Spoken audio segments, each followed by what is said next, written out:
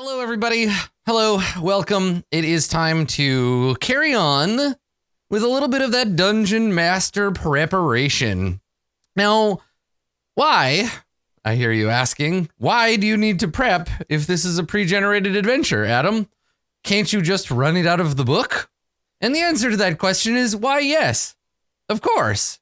Of course I could. But I am learning that with this adventure particularly, I need to be very well prepared because the balance of every encounter so far has been razor sharp, right? The last episode, and if you're watching this live and you're not entirely caught up on Roll20 Presents Dungeons and Dragons, Baldur's Gate, Descent into Avernus, if you're not caught up,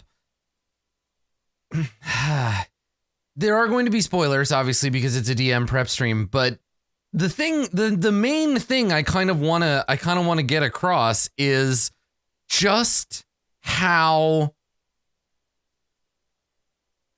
there's no other way to say it. Just how it's badly balanced. The combat encounters so far, even taking into account the descriptions of like characters moving around from room to room, or a number of characters or whatever, I'm not sure. And this to me is the ultimate question so far for chapter 1, part 1 of Descent into Avernus.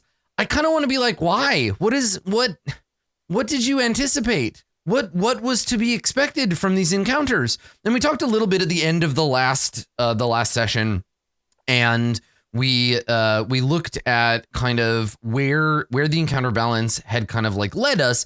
And I just don't fully understand what we did wrong, or what could have, like, even taking into account that, say, Vaz, the murderous hell beast that lives in the basement of the bathhouse, I feel like even if Vaz had fled into the other bullshit room, even if Mortlock Van Thamper had been alive to help them fight, I am just not sure how we were supposed to have the players get through that. But you know what? We got through it.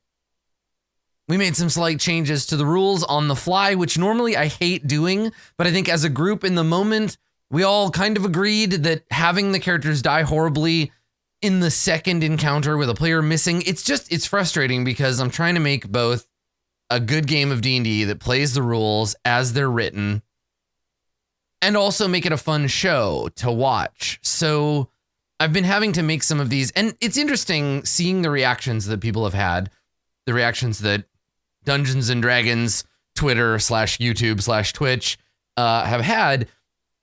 It's tough. Well, the thing is like, even with the party, like Noteworthy Nerd, 3 out of the 4 PCs are pretty squishy. That's actually not true. If you look at Bryn, certainly Bryn is tanky, right? Bryn is a very tanky character. She has 18 armor class. You know, she's got 18 hit points. She's pretty tough. But if you take a look at Sathra is actually just as tanky, if not more, right? 18 armor class, 21 hit points, plus the bonus temporary HP on top of that if she has an opportunity to do it before a fight, which she did. So yeah, I wonder, because there's no way I can conceive of that encounter was balanced for even 6 second level players or second level characters. And for me, it's not like I'm not mad at it, right? Like, it's not like, oh, this is just like terrible, but it just leaves me with this sense of like, but why? But why, he wondered aloud, why was it designed that way? And I don't know. I mean, these are the things that may forever be obfuscated. But if you come across an interview or a blog post or a Twitch clip from an official stream or something where someone explains why exactly the early parts of this adventure are so brutal, I would love to hear it. I'm actually legitimately just like, I'm not even being sarcastic. I'm legitimately just like very curious. So, you know, we got to where we got. We are where we are. Everybody's level 3. We've done the first 2. We did the Elf Song encounter. We did the Bathhouse.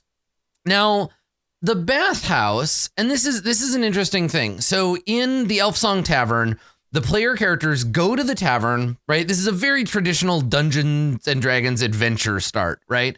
To be like, you get conscripted by somebody with authority. They tell you what to do. You go do the thing and you get caught up in something bigger. Now, there have been a couple of times where I've had a hard time arguing for the adventure's progress with the players, because like that conversation, if you watch the last episode, and not to spend too much time just like having commentary on the earlier episodes, but if you watch the last episode, there's a moment where Sathra is talking to their employer, a member of the Flaming Fist named Captain Zodge, and Sathra was saying, all right, well, we did your job. We went to the Bathhouse. We killed some of the cultists. We unearthed the Bathhouse as a place, send the Flaming Fist there and deal with it. Like, we're done. And it was hard for me to be like, well, Zodge says no, because you have to keep working for him, because that's the adventure, right? That's tricky. And that's where you do kind of have to have prep. You do have to kind of know, because the adventure kind of fell apart after that, because Mortlock Vanthamper is dead. And you need the Vanthampers. You need my Baldur and me. You need the Vanthamper boys to be able to process the rest of the adventure. So, you know, they lost Mortlock, and we could have gone the Flaming Fist gets a cleric, and the cleric brings him back from the dead, blah, blah, blah, blah, blah. Like, we could do all that, but I just kind of want to get them out of the Flaming Fist's hands as soon as possible. I'm tired of like goading them along. That's tough. And you don't want to have an adventure that does that. You want adventures. And this is where published adventure and non-pregen characters kind of butt heads, right? Because a published adventure has to assume that the players are playing this adventure, and they know they're playing the adventure, and they're willing to go along with it. You have gotten onto the roller coaster, and you will remain in your seat until the ride has ended, right? But Dungeons and Dragons and role-playing games in general, a lot of their strength is that you can do whatever you want. So I guess in a home campaign where we weren't trying to process this module, if we weren't actually trying to play through the module, somebody could just be like, you know what? We leave Baldur's Gate. Baldur's Gate sucks. We're going to go do something else. So what I've had to do is kind of use the bits and pieces from the adventure so far to figure out a way to impart information to the characters that they're going to care about, right? I'm in this big risky position where I kind of have to say to my players, you know, whatever you find in Mortlock Vanthamper's room, whatever you find there, it's going to guide you towards the next step in the adventure. Please follow it. Right? Like, find a reason for your characters to be interested in the adventure in general. And that, I think, and I wish, this is the thing, right? When you buy an adventure module, when you buy Dragon Heist, when you buy Curse of Strahd, when you buy Descent into Avernus, you don't get player information, really. You get game master information, right? You get tons and tons of maps and monster stats and information in the game, right? That says this is what you need to do as the game master. I wish that more adventures gave a player chapter, and not just like, here's what your character would know about Baldur's Gate, though that's cool. Those things are interesting. What I want, and please, like, adventure designers, think about this. I want player info sheets. I want handouts that say, this is what the adventure is about, right? This is some modifications you can make to your character. Here's like one page about the setting that your character might know, but here are hooks, right? Here are reasons why your character would care about this or should care about this, right? Family in Elturel, connection to the Vanthampers. Like, I don't care if it's a little spoilery. I like giving players that hook to say, this is why you might give a shit about this. It could be class-based. It could be based on your character's race. It could be where you're from. It could be background, right? It could be like, if you are playing a fighter, this might be a reason why you would be interested in this adventure. If you are playing an elf, here are some elf-related stuff, right? What I want is, I want fuel for session 0. I want a before the adventure chapter. That's what I want, right? I'd love something like that. If I wrote an adventure, I would definitely include like session 0 talking points, essentially like a book club, right? A book club that says like, here are some things to ask about. And then like this adventure does have the coup, right? Like the secret crime, right? There is a thing that ties you all together, but honestly, and this is another thing where like you have to kind of prep and understand the adventure, I'm done. Like that bit is over. They met Ultis the cultist, they made nice, and then that was it. They're like, as far as I can tell, there's no other reason for the characters to have that secret hidden past. And if somebody in chat or in the comments is like further ahead in the adventure and you've noticed something that like ties that shared crime back in, you really have to kind of like build it in yourself. So I guess based on the effects of the last adventure, I think what kind of must have happened is Ultis and the Tiamat cultists went into the bathhouse. I guess by some miracle, they kill Flennis. Because Flennis has like fireballs and all kinds of dangerous shit that the players avoided. But I guess they go in and they kill Flennis. They get their treasure and they leave, right? And then it says that their plan, the cultists, right?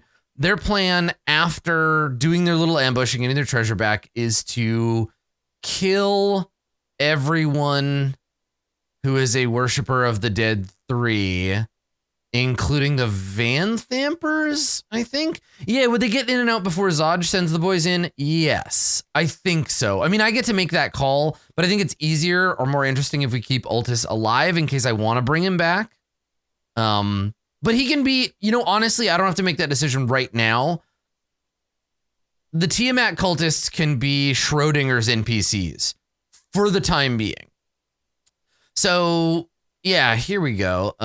Surprise dragon cultists. So once they secure the Dragon Queen's lost treasure, the cultists plan to hunt down and kill the Vanthampers and anyone else in Baldur's Gate considered to be, that's right, an agent of Zariel. Cultists who survive this encounter can show up later time to help or hinder the characters at your discretion. So, okay.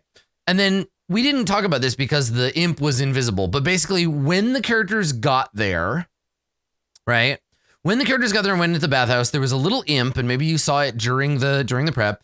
There was an imp right here, and he flew away. The little imp flew away to warn the Vanthampers. So the Vanthampers know that there are some PCs. They know the PCs are dicking around in the dungeon. They don't know that the treasure is lost yet. And I guess the idea is that Mortlock and the Vanthampers in general were running this place.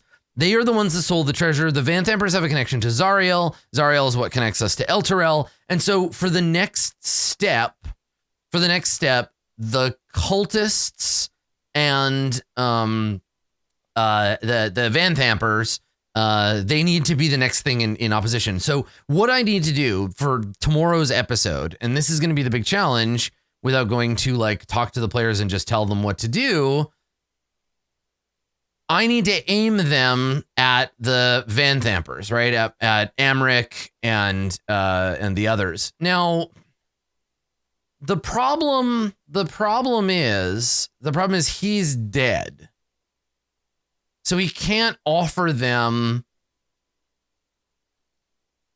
an argument. He can't say to them like, you should do this. But I guess what we need to do is work out the truth and then go from there.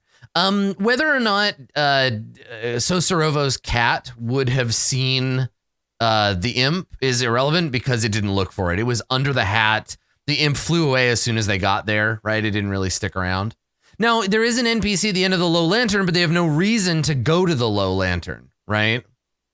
So what I'm going to have to do is just leave behind the journal of Mortlock Vanthamper. And it's such a cornball way of doing it.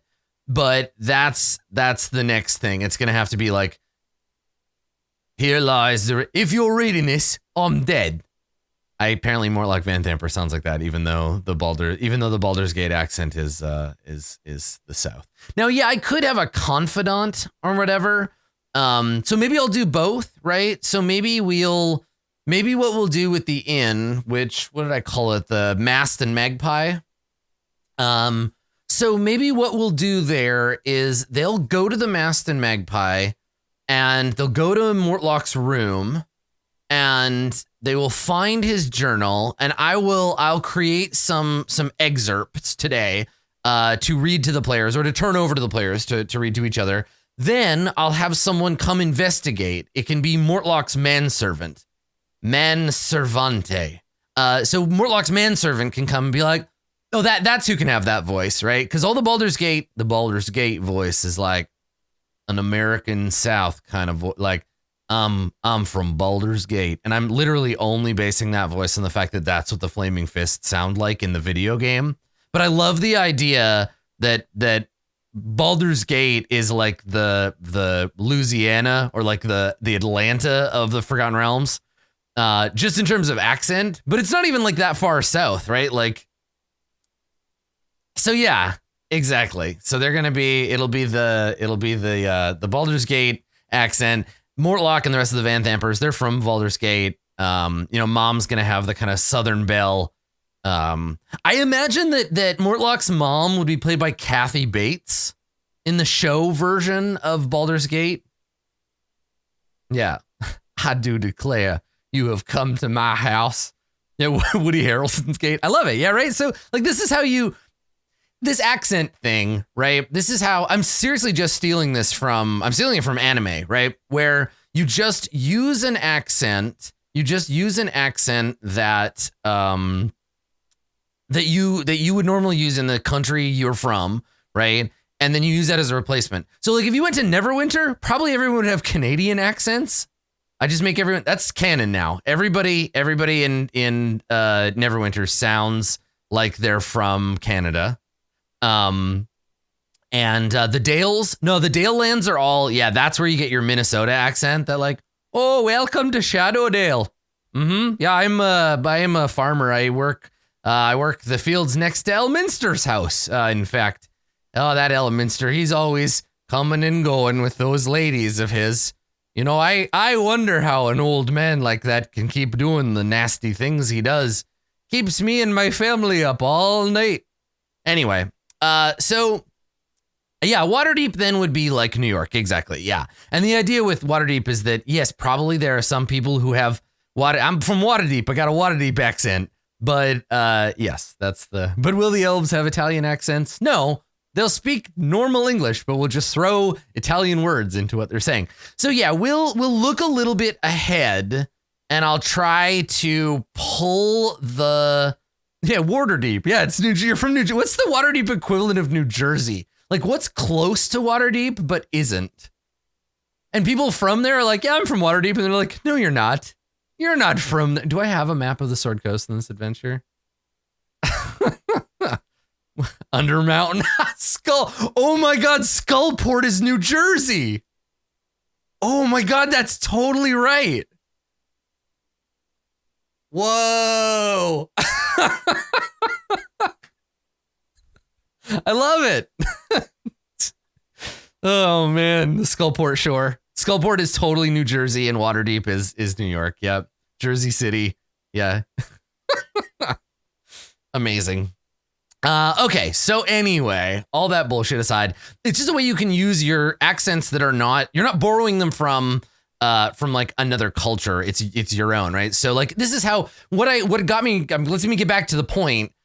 In anime, when they want to portray a character who is a bit of a bumpkin, they use an Osaka accent, because the Osaka accent is equivalent to kind of like a rural Southern accent in terms of the things we associate with them, right?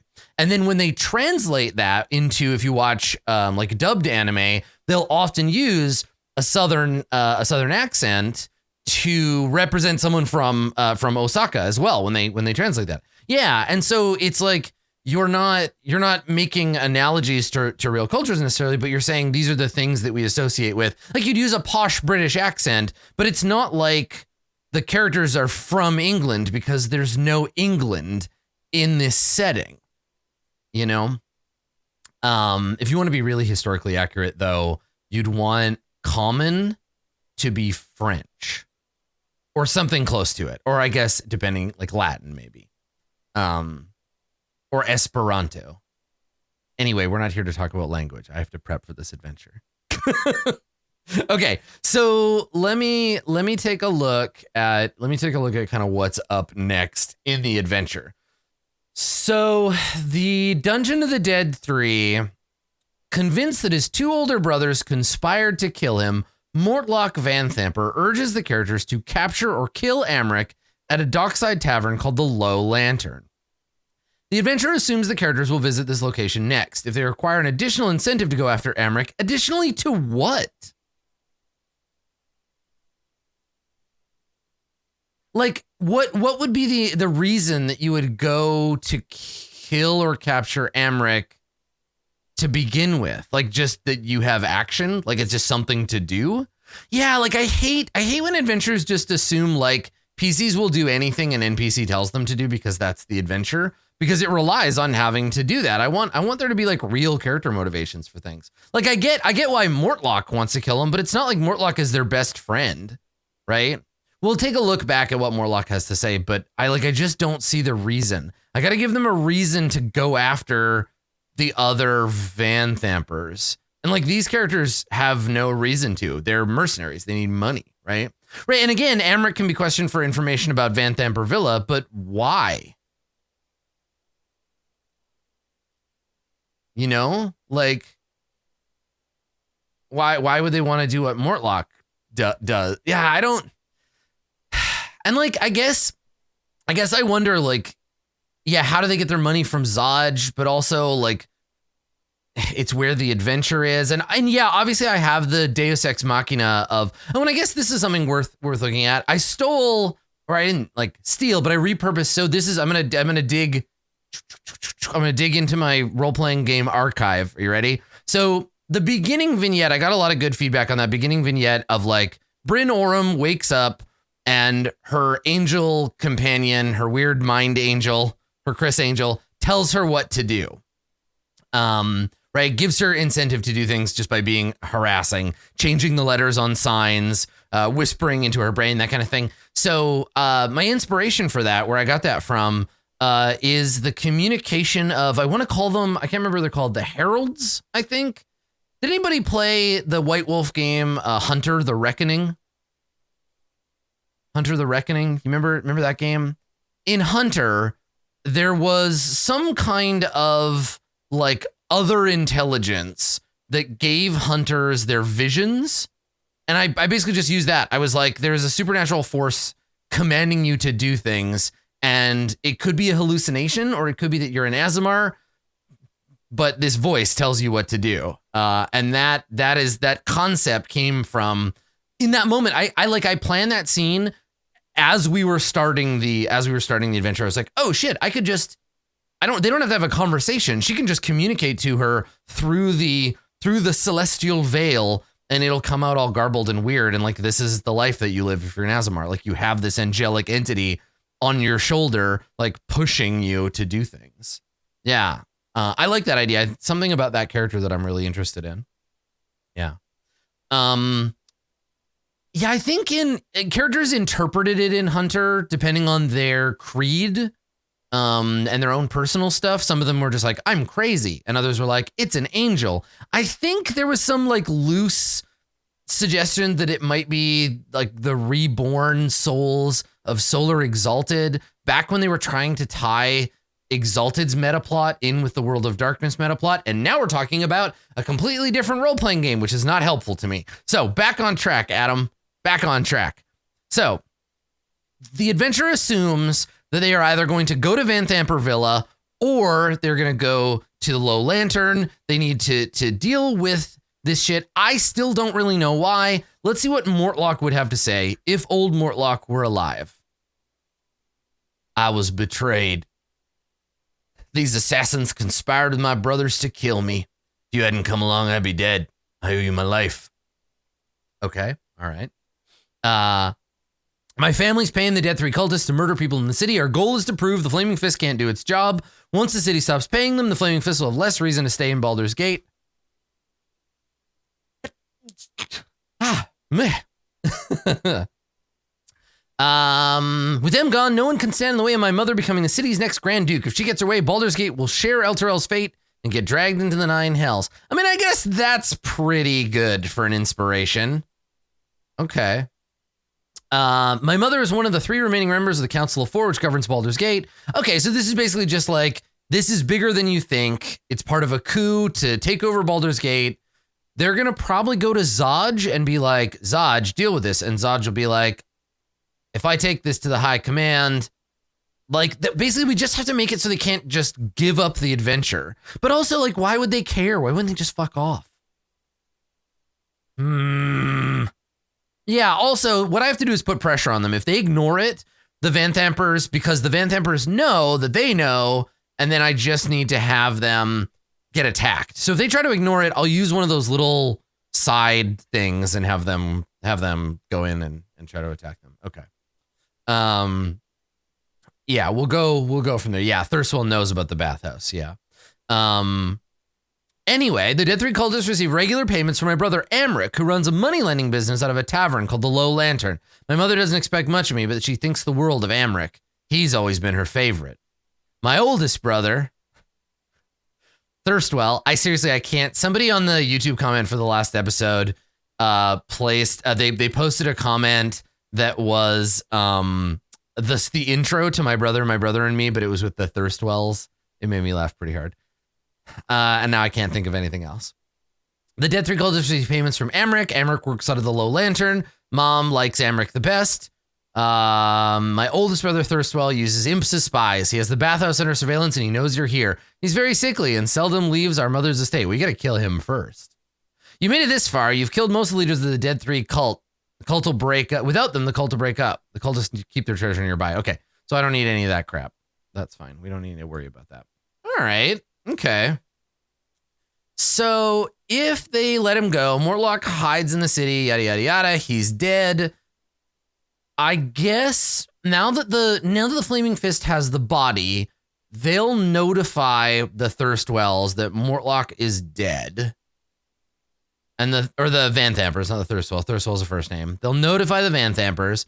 The Vanthampers will then take the body and bury it and just be like, oh, that's sad. He's dead. Okay. Then they'll continue their plot to... They don't have the treasure anymore, so maybe they'll try to hunt down TM. They'll go after the PCs and be like, where's the treasure? Oh, because they'll go to the bathhouse. Okay, they'll go to the bathhouse and they'll realize the treasure's gone and they will assume the PCs took it because they were the last ones seen at the bathhouse before everybody, including Mortlock, got killed. So the Vanthampers will try to send... No, they won't. They wouldn't resurrect him. They want him killed. No, the Duke doesn't. No. They'd just be like, he's dead. It was his time. He lived a life of suffering. And now he's in heaven with whatever, Seamorph. Okay. All right. So let me see. The imp wouldn't see the T-Mac cultist because he left right away. No, the imp left as soon as they showed up. Even if they did shake down the cultists, Ultis would just be like, we don't have your treasure. The PCs took it. Yeah. Because he's notorious for like dumping on them. Yeah. Okay. So let me find, I'm just going to make like a quick notes page. Normally I do this on my iPad, but my iPad's all the way in the other room. So I'm just going to do this in Roll20.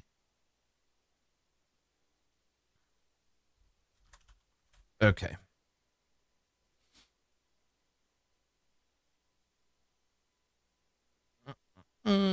Okay, so what do we know?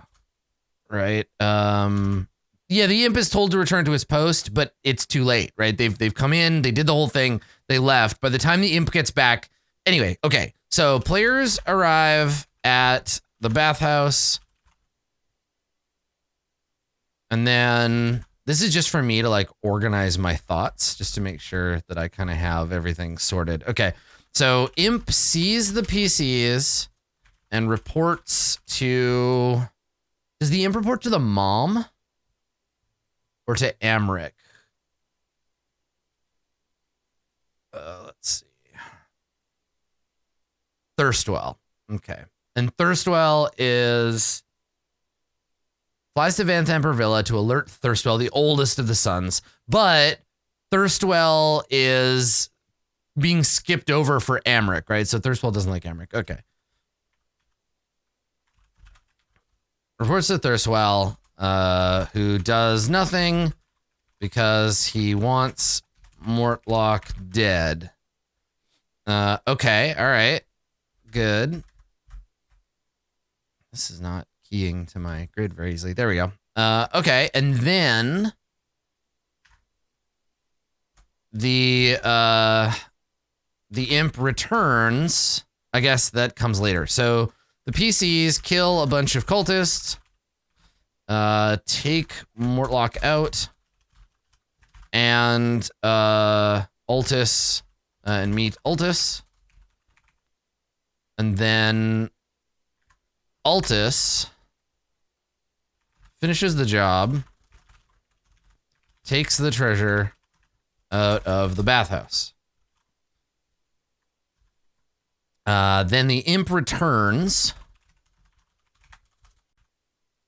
finding the place ransacked, and reports again to Thirstwell, who tells his mom they were robbed by the PCs. Okay.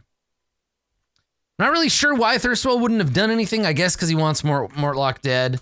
And then what else? The imp returns, find the business. Tells them they were robbed by the PCs. The PCs returned. Yeah, like they came and went, but like honestly, I have to bend this not to what makes sense, but to what moves the game along. We're patching a hole, right? The PCs take the body to the Flaming Fist, who keep it and tell them to continue their investigation. The dead 3 aren't done yet. Okay, so then the PCs go to the Mast and Magpie and retrieve Mortlock's journal. So that'll happen. And then while that's happening, I guess the Flaming Fist investigate the bathhouse. Investigate the bathhouse. They go there and it's empty. But it doesn't, I guess that doesn't even really matter. So like the Vanthampers, I think that's how you spell that. The Vanthampers get Mortlock's body, which they have a Vanthamper. It is Vanthamper, right? Which they have a funeral for, etc. Right? They get rid of him. Okay, so what I need to do here is just like aim the PCs at the Vanthampers in a way that like makes sense, that isn't just we're killing them before they can kill us. Because that doesn't feel like a strong enough hook.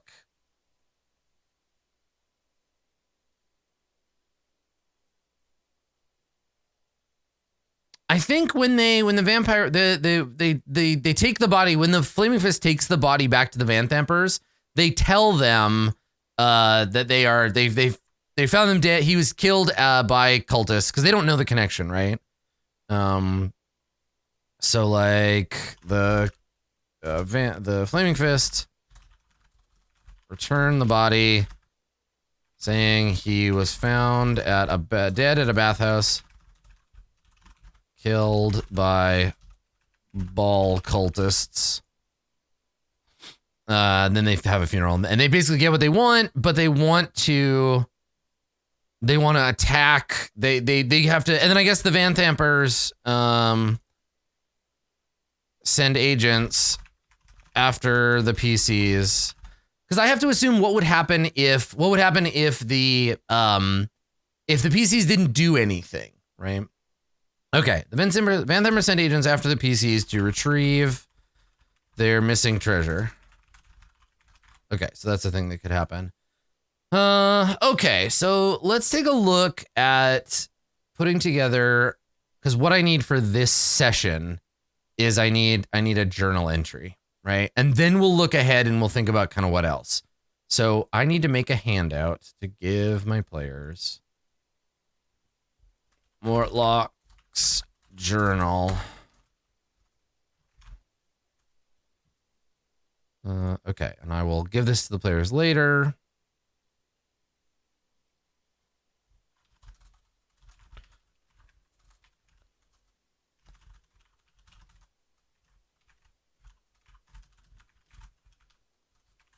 So the Journal of Mortlock Van Thamper contains mainly... what's his intelligence? How would he write?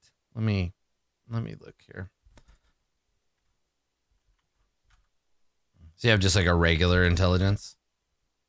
Mainly cooking recipes. It's 10? Okay, all right. So contains mainly notes about what was he doing in the bathhouse originally? Managing it for his brothers? Yeah, right. Rudimentary, yeah, mainly notes about the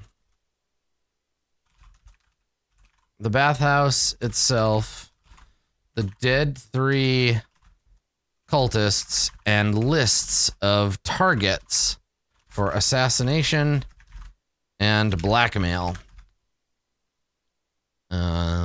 The journal itself seems suffused with bitterness.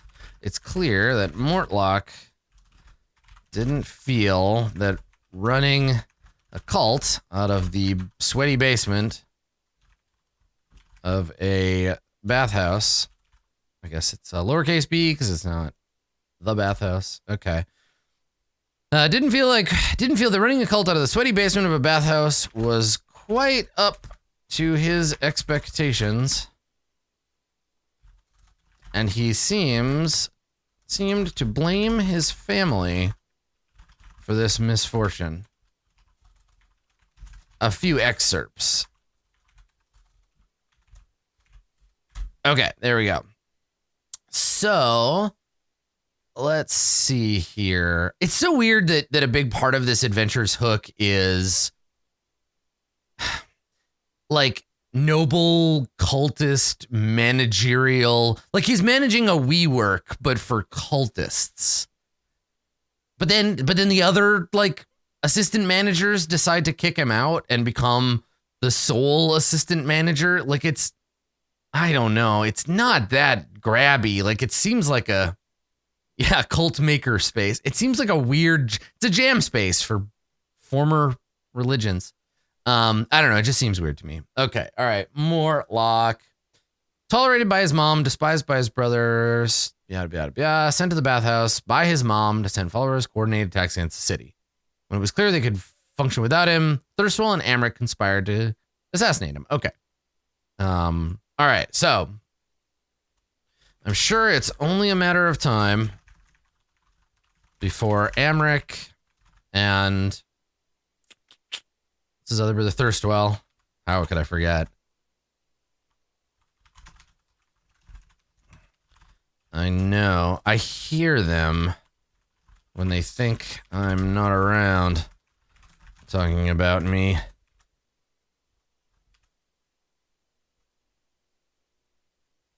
Well, let's see. It's only a matter of time where I'm going to turn on me. I hear them when they think I'm not around talking about me. Think they can order me around. Tell me what to do. I'll show them. Because you gotta. You gotta. Okay. All right. And then Mortlock hears an imp. Yeah, right. And then something like, yeah, Thirstwell. Thirstwell is always sending those. I can't see them, but I'm sure Thirstwell's imps are following me. Think they can order me around? Tell me what to do. I'll show them. Dies immediately. Yep. Let's see. I guess we want to. Oh God, now I gotta date these. what is the year that this is set in? 1492, I think.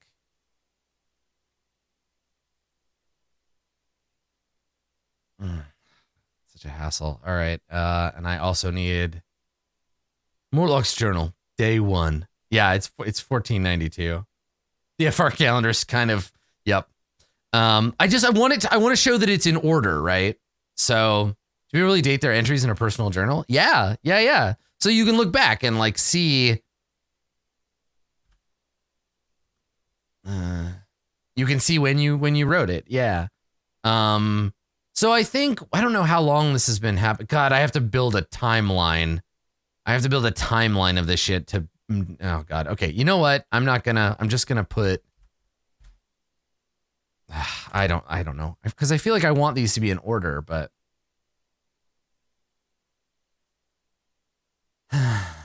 Okay. Well, let me write the order. Let me write these first and we'll associate dates with them. So, there's nobody left on the council now. Nobody but Mother. The other thing is I have to find a way to impart this that's like interesting. Nobody but Mother. Let's see. She convinced Ravengard to go to Elturel, and now he and the whole damn city is gone. What kind of power is she toying with? Let's see. I always thought there was something strange going on between her and Krieg, which is just a great name. Real good. Starting to sound a little like Psycho. Yeah. Mother. All right. Okay, with Erengard gone, Flame Fist. Okay, and that'll be a different one. I always thought there was something strange going on between her and Krieg. Ugh. I shudder to think of Mother with that greasy little man. What is Thavius Krieg? What does he look like? I know he gets turned into a demon later, but okay, well, this is all demon Krieg. I shudder to think of Mother with that greasy little man. I mean, anybody to Mortlock is greasy. Yeah, that's true. We can get a better look at him in the handout. Let's see. Thavius Krieg. Where are you? Thavius Krieg. But this is Thavius Krieg as an Amnezu. Do we have a picture of Krieg as a person? It's Duke Thalambra. That's Mummy. Oh, I like that. That's good, Captain Ramirez. That greasy little devil. I shudder to think of Mother, that greasy little devil. She's too good for him. There you go. I want him to be like the protective kid, right? Or the son, where he's like, you stay away from my mother. He's kind of got like a sling blade thing going on, right? Like, there's nobody left on the council now. Nobody but Mother. She convinced Ravengard to go to Elturel, and now he and the whole damn city's gone. What kind of power she's toying with? I always thought there was something strange between her and Krieg. I shudder to think of Mother with that greasy little devil. She's too good for him. Yeah, like this idea of him being, she's snorting demon power. So yeah, I like the idea. He's dead now, so there's really no point in like characterizing him that much. But Morlock Vanthamper, this book, the Journal of Morlock Vanthamper, like I like thinking of him as like an American Southwest like serial killer, right? Like as they read it, they're like, oh God. Mother used to yell at me when I'd wet the bed. If I'm being honest with myself, I think I always enjoyed the tongue lashing Mother gave me, and would go to bed hoping to wake up. You know, like he's a weird creep. They all are. Yeah. So yeah, I kind of want to like, I will offer to read these out loud audio log style if they would like. But yes, I want him to have like a weird relationship. He hates his brothers. He's got this kind of like vaguely Oedipal thing going on with mom. Yeah, okay, all right. So she's too good for him. And then let's see what else. If everything goes according to Mother's plan, these cultists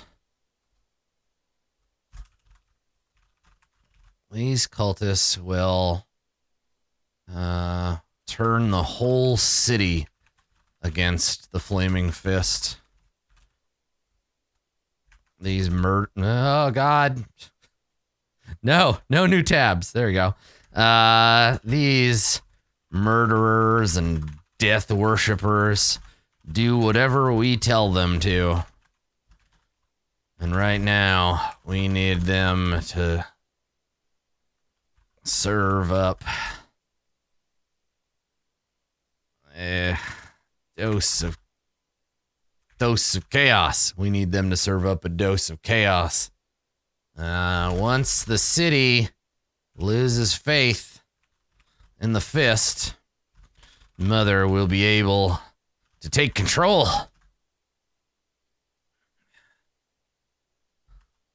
Then this whole stinking city will get what it deserves. Just like El Terrell. So I guess these two need to be switched. There we go. Because if we're reading from most...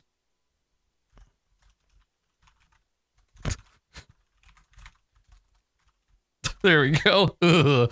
So each one like goes further back, right? They're reading from most current to furthest. So I'm sure Thirstwell's imps are following me. Think they can order me around. Tell me what to do. I'll show them. Nobody loves Mother like I do. If everything goes according to Mother's plan, these cultists will turn the whole city against the Flaming Fist. Yeah, okay, cool. She's much too good for him. There you go. Okay, and then Lil John Wayne there? Yeah. Mother. No, Mother's like her name, right? Like, it's not my mother, it's Mother. Capital M. I love you, mummy. Right? He's not quite infantile enough to call her mummy. That's maybe a little too English schoolboy. But yeah, I want him to be like kind of a creepy Southern serial killer vibe. Yep. What's Mortlock's alignment? Is he actually a bad guy? Are you a bad guy, Mortlock? He's lawful evil. Perfect. Yeah, like the way Mike Pence says mother. Hello, Mother. He'd be the kind of guy who would call his wife Mother. Blech. What a creep. Yeah, kind of like a psycho vibe, a little like, that's creepy. I love it. All right. So let's see. The Dead 3 cultists receive regular payments from Amric, who runs his money lending business out of the Low Lantern. Mother doesn't expect much of me. Okay. So let's see. Amric says he's too busy to meet with me. His money lending business is keeping him from our true work. I tried to visit him at the Low Lantern, but he wouldn't see me. I hate him so. God, like the more I read it and the more I do his voice, the more I understand the character. I don't think I've ever made a character like this deeply who's already dead and whose voice I won't get to do outside of like some audio logs.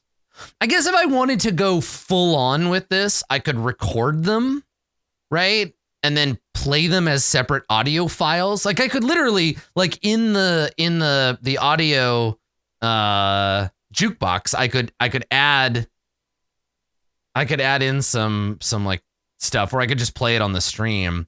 I think I'd rather just narrate it for them out loud, but that would be what I would do Yeah, like, I mean, it doesn't, if I needed any like effects to process it, I would record them that way. Maybe I still will. We'll see. Maybe it's a magical dictaphone. That's right. You walk into his room and you see audio logs everywhere. Yeah. They might see him again in hell, right? He's awful evil. So. Well, I see you finally decided to join me. Welcome to hell. Yeah. All right. Amric says he's too busy to meet with me. His money lending business is keeping him from our true work. I tried to visit him with the low lantern, but he wouldn't see me. I hate him so. Mother thinks the world of Amric, which is the only reason I've not strangled him in his bed at night. I think on it. My hands around his neck. This is great. I think on it. My hands around his neck. But there's no time. I must do as Mother says. Man, see, we're making it even better. We're making it better than it was. I'm kind of glad he died now. All right. And then, let's see. We talked about Thirstwell's imps. Let's talk real quick. Thirstwell disgusts me. His frail body. His whinging. I wish the gods take him. I wish the gods would take him to hell for me. Let's see. He never leaves the estate, and his pets do his bidding, unseen. I can feel their beady eyes on me, always watching. Do you see me now, Thirstwell? Do you? Okay, and I'm gonna cut out the little bit about his imps following me. Here we go. Because then I can add that as a separate entry. There you go. Think they can order me around, tell me to usher them. Nobody loves Mother like I do. Nobody. Okay, all right. You see me now, Thirstwell? Do you? All right. I think maybe that's all we need. It would be fun to here, let's saw a lovely young girl selling flowers in the market today. I want one that seems like it's gonna be creepy, but then it just isn't. I saw a lovely young girl selling flowers in the market today. I bought a bouquet of roses. How do I spell bouquet? I bought a bouquet of roses. And tried to speak with her. She was repulsed by my hideous face. A face only a mother could love. Yes. Oh God. Here's why you make him really gross. I threw her body in the river along with the roses. Nobody will ever remember her. There you go. Fuck it. I was gonna make it weird and then I was gonna make him nice, but it's not. It just went south fast. I just need him to be, he's a bad guy now, and that's how it goes. He's just a terrifying serial killer. I threw her body in river. I threw her body in the river along with the roses. Nobody will ever remember her. I think maybe I'll switch here. Let's switch this up. What is it? What did she say to me? What did she say? A face only a mother could love. I like that. There you go. Well, because originally I was gonna be like, I wanted to lead up to the murder, right? I wanted it to be like, I saw a lovely young girl selling flowers. I bought roses and tried to speak to her. She was nice to me. I went on my way. But I figure, you know what? Fuck it. He's a scary evil guy. Let's just make him that way. Cool. Well, we have audio logs. 1, 2, 3, 4, 5, 6 of them. I guess I could record the audio logs and I could put them in here. Maybe I'll do that. I'll think about it. Like the river is the Chianthar, right? It's the thing that touches the lower city. I don't really see a lot of canals for him to throw anybody in, but yeah. Right, and then the group latches onto it, thinking it's the main quest. You know what? Whatever, that's fine. They're all bad guys. It's Baldur's Gate. We want it to be like creepy and murdery and stuff. All right, let me read over these one more time just to make sure everything is good, because this is a big deal, this Mortlock's journal. Okay. The Journal of Mortlock Vanthamper contains mainly notes about the Bathhouse itself, the dead 3 cultists, and lists of targets for assassination and blackmail. I guess that's not true anymore. I guess that's the part we don't read, right? This list of targets might be too plans for assassination and blackmail, right? Because I don't want it to be like, well, who's on the list? Because then I'll be like, I don't know. The journal itself seems suffused with bitterness. It's clear Mortlock didn't feel that running a cult out of the sweaty basement of the bathhouse was quite up to his expectations. He seemed to blame his family for his misfortune. A few excerpts. I'm sure it's only a matter of time before Amric and Thirstwell decide to turn on me. I hear them and they think I'm not around. Talking about me. Think they can order me around? Tell me what to do? I'll show them. Nobody loves Mother like I do. Nobody. If everything goes according to Mother's plans, these cultists will turn the whole city against the Flaming Fist. These murderers and death worshippers do whatever we tell them to do. And right now, we need them to serve up a dose of chaos. Once the city loses faith in the Fist, Mother will be able to take control, and this whole stinking city will get what it deserves. Just like Elturel. Nobody left on the council now. Nobody but Mother. She convinced Ravengard to go to Elturel, and now he and the whole damn city's gone. What kind of power is she toying with? I always thought there was something strange going on between her and Krieg. I shudder to think of Mother with that greasy little devil. She's much too good for him. Saw a lovely young girl selling flowers in the market today. I bought a bouquet of roses. Tried to speak with her. She was repulsed by my hideous face. Yes, I threw her body in the river, along with the roses. Nobody will ever remember her. What did she say? A face only a mother could love? I like that. I'm trying to imagine the dialogue as Israel Keys in Last Podcast on the left. Yeah. Amric. Amric says he's too busy to meet with me. His money-lending business is keeping him from our true work. I tried to visit him at the Low Lantern, but he wouldn't see me. I hate him so. Mother thinks the world of Amric, which is the only reason I've not strangled him in his bed at night. I think on it. My hands around his neck. There's no time. I must do as Mother says. Thirstwell disgusts me. His frail body, his whinging. I wish the gods would take him to hell for me. He never leaves the estate, and his pets do his bidding unseen. I can feel their beady eyes on me, always watching. You see me now, Thirstwell? Do you? Thus ends the Journal of Mortlock Vanthamper.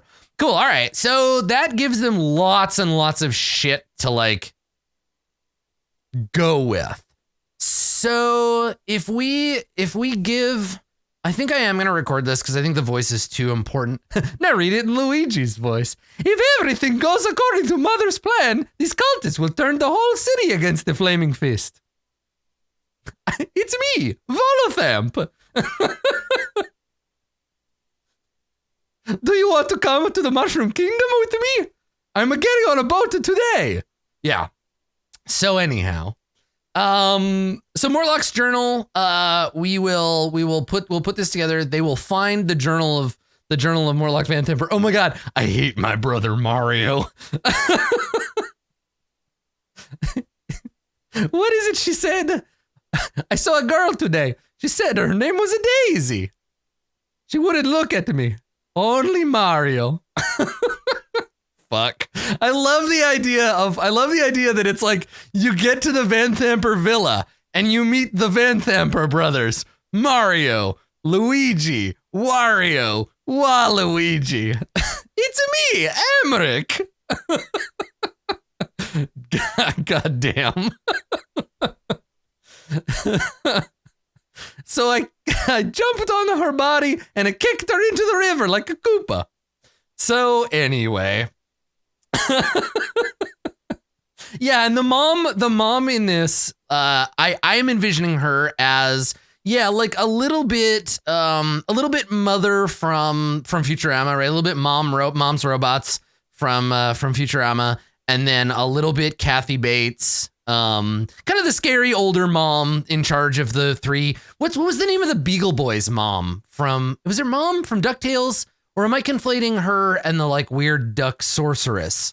Ma Beagle. Yeah, there were two. There was Ma Beagle and then the scary sorceress lady. But yeah, she's Ma Beagle and they're the Beagle Boys, right? Magica Dispel was the other. Yes, that was the person I was thinking of. Right. Also Ma from the Goonies, who played, because that actress is also a good call. Let me see. Ma Goonies. Mama Fratelli. Yeah, Anna Ramsey. That's her name, Anne Ramsey. Yeah, also a good choice. Yeah. Okay, all right. So, good. So we've got that. That's going to lead them to, they know what the plan is. The cultists work for the Van Thampers. Mom's trying to take over Baldur's Gate, dump it into hell. Amric is a person, but I don't know that I don't know if this leads them to Amric necessarily. Because let's look ahead. Let's look at what the next step is. Yeah, Amric controls the money, but okay, let me see. This is the like trying to guess what the players might do, and I kind of hate doing that. So they get the thing. They know about the Low Lantern. They know about Van Thamper Villa. They know the city is in trouble. They're gonna probably go to Zodge and give Zodge, but then they kept the journal from Zodge to begin with. I think what I'm gonna do is if they want to take it to Zodge, I think that probably I will give them reason not to, and I'll do that through Bryn. Because Bryn is the only one that knows that Zodge is a dirtbag, right? Like, I'll just straight up say to Bryn, if you take this journal to Zodge, what you're doing is you are giving him fuel for his own power climbing. Zodge wants to become leader of the Flaming Fist, and if you give this to him, that's all that's going to happen. He's going to likely go and like work with the Van Thampers. Zodge is a bad guy. You cannot trust him. Yeah, Zodge, the guy stomping on civilians in the first scene. I know, right? But Bryn wasn't there for that. So yeah, for me, it'll be like going to Zodge would benefit him, not you, not necessarily Baldur's Gate, but doing nothing. Yeah, it's kind of got to be like, yeah, either that or they're like, you know what? We're going to go and swear fealty to Zodge. We're going to go and kneel before Zodge, and Zodge will give us, we want to become part of that. We're going to ride the Zodge train into Power Town. So that might also be an option. Zodge will tell them to go to the Low Lantern if they don't go there themselves. And if they ignore that, they could also just go straight to Van Thamper Villa, which is also okay. So we'll have to take a look and figure out what that is, what that looks like. Yeah.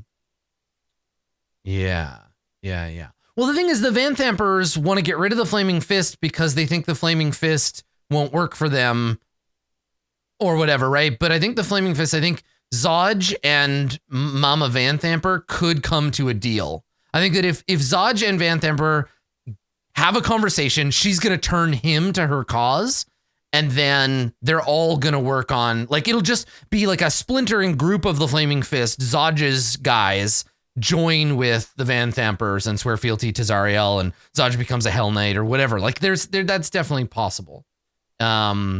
If they take the journal to Zodge, would answer what to do, how to play the meeting with the Duke. Okay, so let me let me look at what the game assumes happens next, and then we'll figure out a way to build that, right?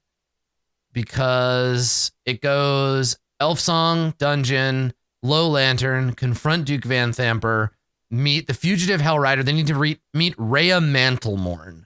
Let's go read the Low Lantern chapter because we got to figure out what we actually need to do in that area. Okay. So the Low Lantern. Oh, it's a boat.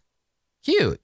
The Low Lantern is an aging 3-masted merchant ship permanently docked on the east side of the harbor, converted into a tavern and gambling house. Oh, that sounds fun. I'd go there. Yeah. Hell yeah. Okay. Fog obscures the Low Lantern, yada, yada, blah, blah, blah. The owner and proprietor is a middle-aged human mage known as the Captain Thundereth, Laraelra, Laraelra, Laral.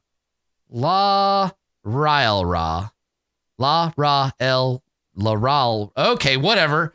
Sure. Mrs. Thundereth. Gesundheit. Lailra is Laraelra. Fucking Jesus. The captain is neutral. Doesn't mind if people get violent or rowdy. She's often seen with her crab familiar. Yer. I got crabs. Laraelra Thundereth. Yeah, thank you. Yeah, it's Laraelra. Serves drinks and snacks, but no meals. 2 Kenku bartenders. Staff operates in 3 8-hour shifts. Yada, yada, yada. Okay. All right. So in the tavern, we might meet. Oh boy, here we go. Grim Boot, a gruff, cross-eyed leg breaker. Hitoshi Jade. Really? The character from the Japanese Chinese analog's name is Jade.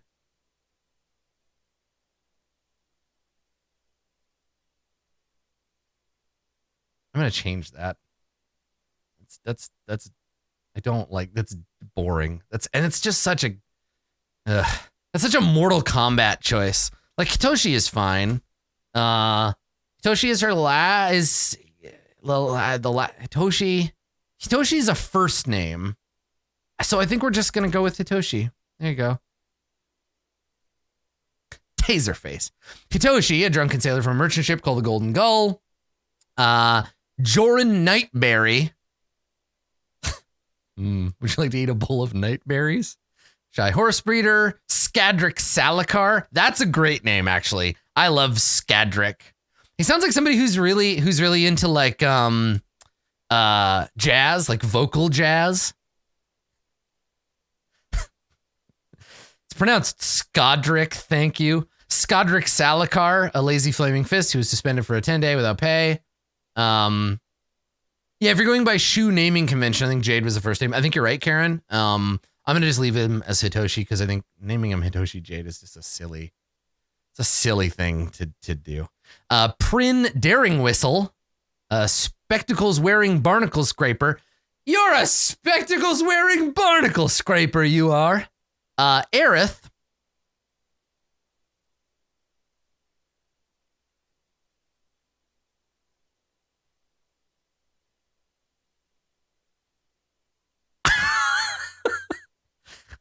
Aerith and her friend Sid. Aerith and Belden, awkward inseparable twins who left the Underdark in search of adventure on the surface. Cool, they sound like a great bunch of people. Aerith and Belden. Wonder Twin powers, activate. Okay. Anyway, so there are 2 ravens in shape-change form. Thirstwell uses them to keep an eye on Amric. They kill seagulls. If they see Amric leave the ship, they trail him. If they realize Amric's in... Okay, so they're there to, like, look out for Amric. Okay. And then there's Laelra's cabin. Oh, more flying weapons that attack you. 4 flying daggers that fly out and attack you. It's the House of Flying Daggers. Okay. Taproom and gambling hall. Well met! My name is Laelra. Hold on, let me look and see what my name is. Yes, yeah, we've got a map page for this. So let's take a look. Yeah, the House of Flying Daggers with Hitoshi Jade. Okay. So here's our low lantern. Ooh, it is crowded up in this piece. Skadric and Grimboot, Joran, Hitoshi, Belden and Aerith. Laura. My name's Laura.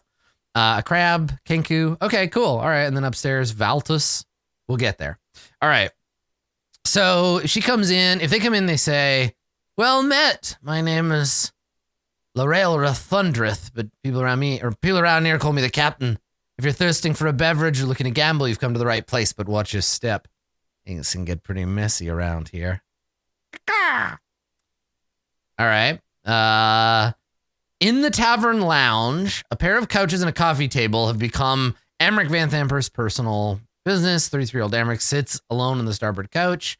Two bodyguards, Kashara, a spying devil, perches on the back of his... Oh, they're really... Yeah, okay, so he just doesn't care who sees that he hangs out with tyrannical demons. Okay. And then Valtus, a sleepy-eyed thug with red hair and a ponytail, sits at the close end of the bar. Exchange pleasantries over drinks. Hidden behind the bar is a vial containing doses of torpor. So Amric might try to like... Okay, all right.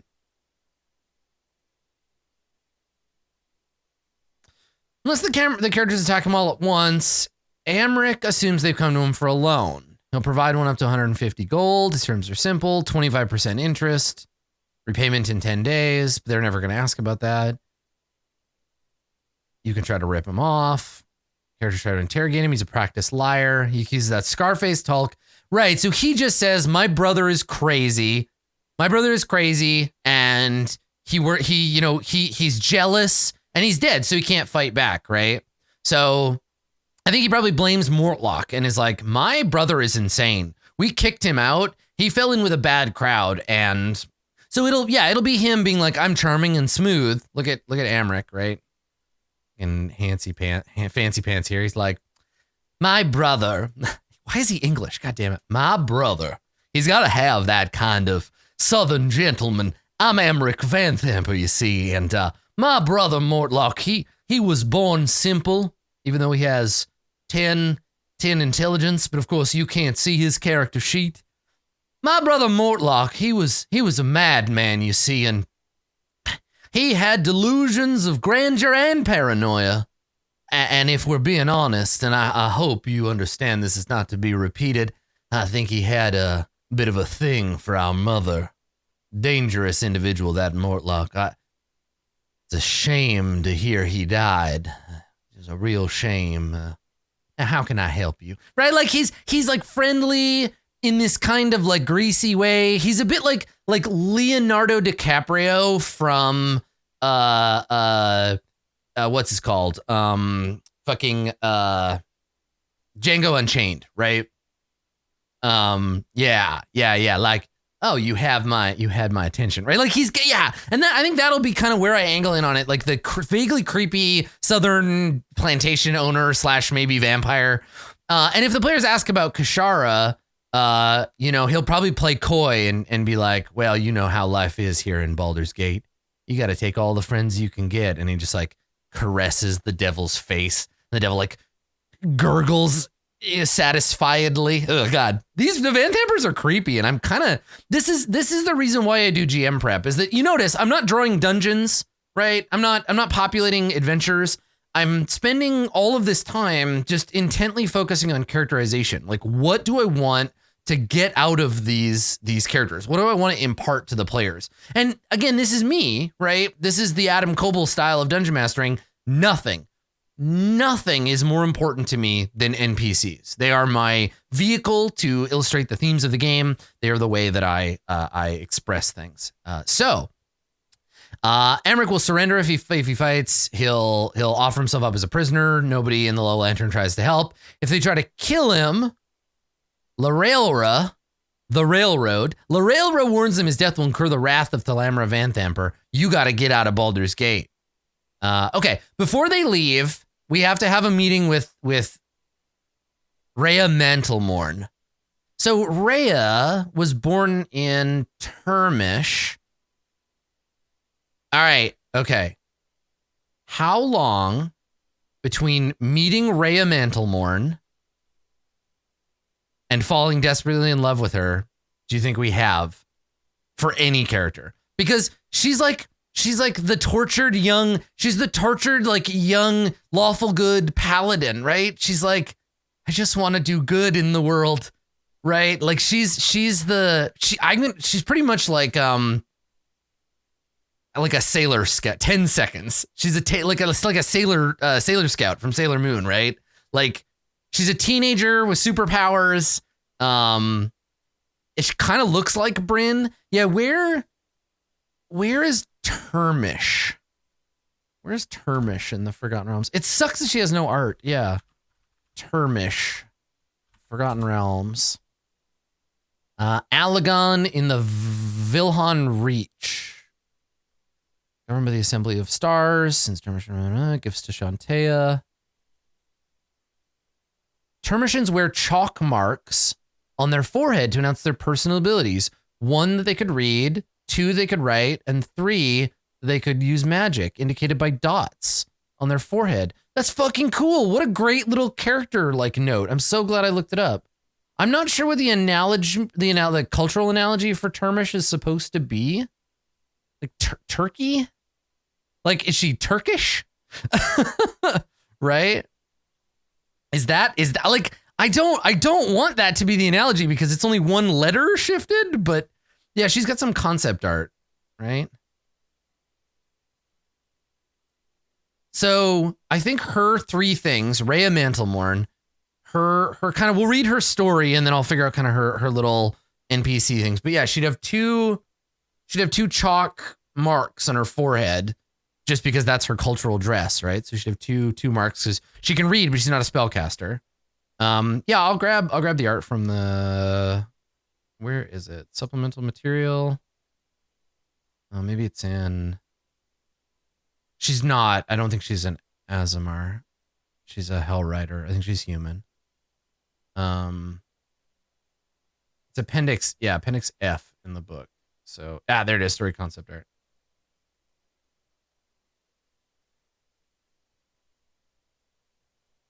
Oh, there she is.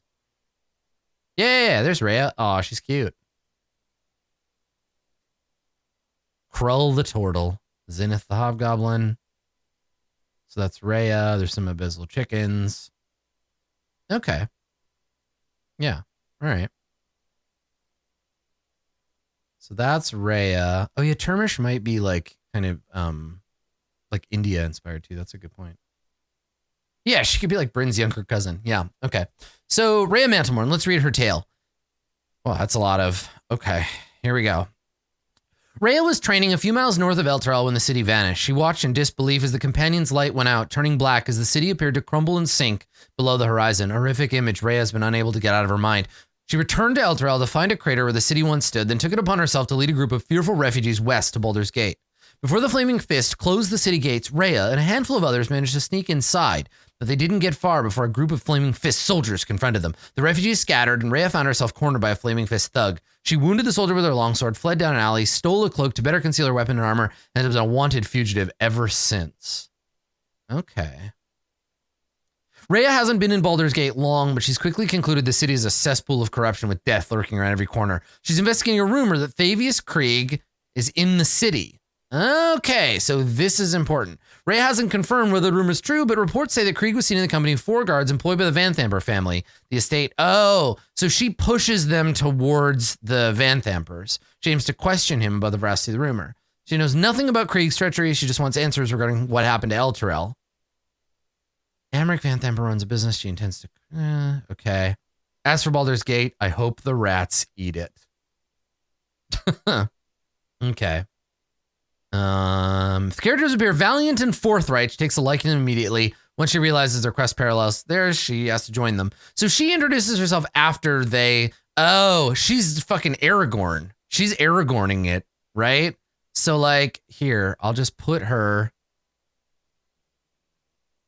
close enough that she can listen in right? So she's just sitting here listening to them talk. They come in, they have a conversation with Amric. She listens and then follows them out. Oh, and we can play it up like a big threat, right? Like, all right, everybody, you go to leave the bar, and as you walk out, what's everybody's passive perception? Okay, you notice somebody following you, right? So we play it up, then they turn, and we realize, oh no, she's cute. And she's not here to assassinate you. She's just here to, yeah, okay, all right. I like that. Okay, cool. So let me go. They murder her. No, she's lawful good. She doesn't want to fight, right? She'll be like, no, wait, I'm not here to fight you. Like, she won't, yeah. Okay. Characters reveal they're working for the Fist. She draws her longsword in panic, expecting to have to defend herself. They can allay her fears by saying they have no intention of arresting her. She admits she's being hunted by the Fist for an unfortunate altercation. It wasn't entirely her fault. If she joins the party as an NPC, she falls under the DM's control, but if running her is too much of a burden, use the veteran stat block. That's true, but I think if she does join them, if they're like, yeah, come hang out with us, I'll just make her a warrior sidekick. We'll just use those rules because that's fine. Okay, all right. So that means one thread for these notes. One thread for these notes would be 10% agents. So the PCs go to the low lantern or meet Rhea some other way. Cementing that the Van Thamper family is somehow okay. Here we go. So Rhea can come meet them.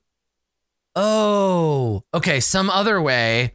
She saves them from, or like joins in a fight and fucking immediately dies. She saves them from some cultists if they don't pursue it themselves. So let's do an encounter. Let's build an encounter for like if the players ignore this business, right? If they just ignore it. And this will be the one. This will be the alternate how they meet Rhea.